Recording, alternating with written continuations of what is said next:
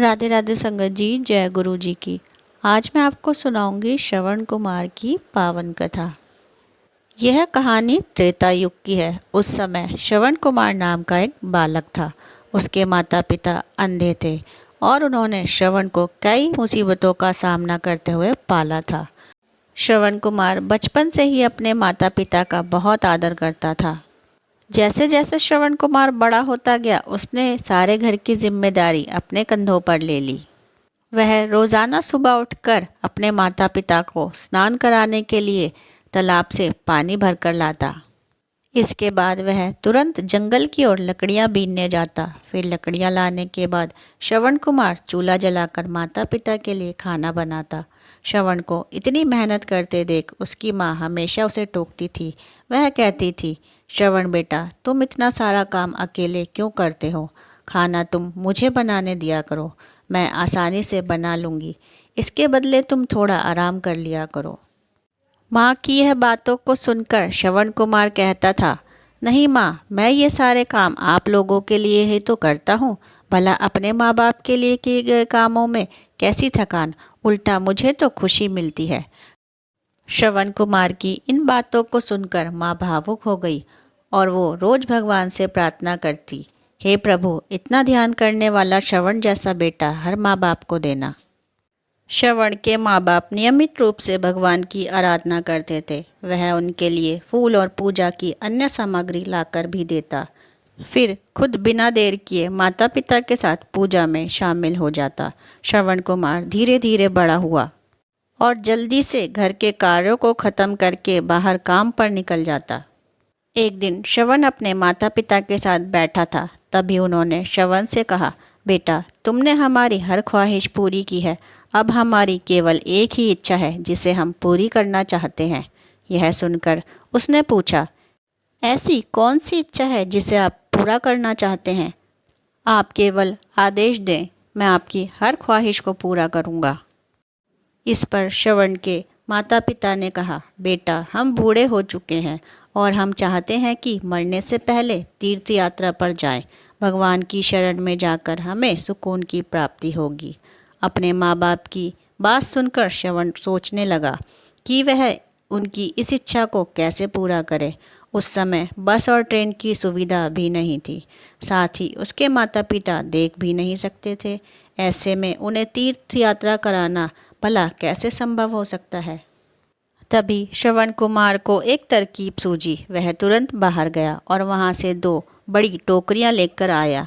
उसने उन दोनों टोकरियों को एक मजबूत डंडे पर मोटी रस्सी के सहारे लटका दिया। अब वह एक तराजू जैसा बन गया। फिर श्रवण कुमार ने उस तराजू में अपने माता पिता को बारी बारी से गोद में उठाकर बैठाया। उसके बाद तराजू को अपने कंधों पर लेकर उन्हें तीर्थ यात्रा पर निकल पड़ा। वह लगातार कुछ दिनों तक अपने माता पिता को एक एक करके सभी पवित्र स्थानों पर घुमाने ले गया। इस दौरान श्रवण कुमार ने अपने माता पिता को प्रयाग से लेकर काशी तक के दर्शन कराए। माता पिता को घुमाते समय श्रवण कुमार उन्हें उन जगहों के बारे में भी बताता हुआ चलता, क्योंकि वह आंखों से उस दृश्य को देख नहीं सकते थे। अपनी बेटे की मेहनत को देखकर उसके माता पिता बहुत खुश थे।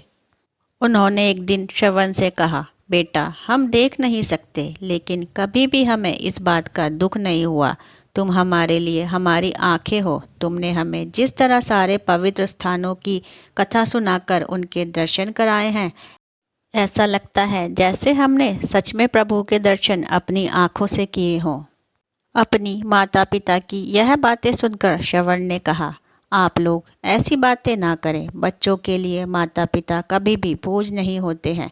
यह तो बच्चों का धर्म होता है। एक दिन श्रवण कुमार आराम करने के लिए अयोध्या के पास अपने माता पिता के साथ रुका। तभी उसकी माँ ने पानी पीने की इच्छा जताई। श्रवण को पास में ही एक नदी दिखाई दी। उसने अपने माता पिता से कहा, आप दोनों यहाँ आराम करें, मैं आप लोगों के लिए पानी लेकर आता हूँ। नदी के पास पहुंचकर श्रवण कुमार कमंडल में पानी भरने लगा। उसी जंगल में अयोध्या के राजा दशरथ भी शिकार के लिए पहुंचे थे। पानी में हलचल की आवाज़ सुनकर उन्हें लगा कोई जानवर पानी पीने आया है। उन्होंने बिना देखे केवल ध्वनि सुनकर ही अपना तीर चला दिया। दुर्भाग्य से वह तीर सीधा श्रवण कुमार को लग गया। तीर लगते ही वह चीख पड़ा। इसके बाद जब राजा दशरथ अपने शिकार को देखने पहुँचे तो वहाँ श्रवण था। वो तुरंत श्रवण कुमार के नज़दीक पहुँचे और कहा, मुझसे बहुत बड़ी भूल हो गई, मुझे माफ़ कर दीजिए। मुझे बिल्कुल नहीं पता था कि यहाँ कोई मानव होगा। मैं इस गलती का पश्चाताप करने के लिए क्या करूँ कि तुम मुझे माफ़ कर दो। तभी कराहते हुए श्रवण कुमार ने कहा, यहाँ से थोड़ी दूर जंगल में मेरे माता पिता बैठे हैं, उन्हें काफ़ी प्यास लगी है। आप उन तक यह पानी पहुँचा दीजिए और मेरे बारे में उन्हें कुछ नहीं बताइएगा। इतना कहते कहते श्रवण कुमार की सांसें रुक गई। श्रवण कुमार की मौत से राजा दशरथ सुन्न पड़ गए। किसी तरह वो श्रवण कुमार के बताए अनुसार जल लेकर उनके माता पिता के पास पहुँचे। श्रवण के माता पिता अपने बेटे की आहट को बखूबी पहचानते थे। जब राजा दशरथ उनके करीब पहुँचे तो उन्होंने आश्चर्य से पूछा, तुम कौन हो? हमारे श्रवण को क्या हुआ है? वह क्यों नहीं आया है? राजा दशरथ उनके सवालों का जवाब नहीं दे पाए और उन्होंने चुपचाप पानी उनकी तरफ बढ़ा दिया। तभी श्रवण की माँ चिंतित स्वर में जोर से बोली, तुम कौन हो और मेरा बेटा कहाँ है? यह बताते क्यों नहीं हो? श्रवण की माँ की चिंता देखकर राजा दशरथ ने कहा, माँ मुझे माफ़ कर दीजिए। शिकार करने के लिए मैंने जो तीर चलाया था वो सीधे आपके बेटे श्रवण को जा लगा। उसने मुझे आप लोगों के बारे में बताया, इसलिए मैं यहाँ पानी लेकर चला आया। इतना कहकर राजा दशरथ चुप हो गए। राजा दशरथ की बात सुनकर श्रवण की माँ ज़ोर ज़ोर से रोने लगी।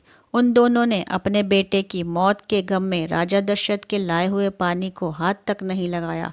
श्रवण के पिता ने तभी राजा दशरथ को पुत्र वियोग का श्राप दे दिया और कुछ ही देर बाद श्रवण के माता पिता ने अपने प्राण त्याग दिए। बताया जाता है कि श्रवण कुमार के माता पिता के श्राप की वजह से ही राजा दशरथ को अपने पुत्र राम से दूर रहना पड़ा था। राजा दशरथ के इस श्राप को पूरा करने के लिए ही भगवान राम को 14 वर्षों का वनवास हुआ था। इसका माध्यम दशरथ की पत्नी कैकेयी बनी थी।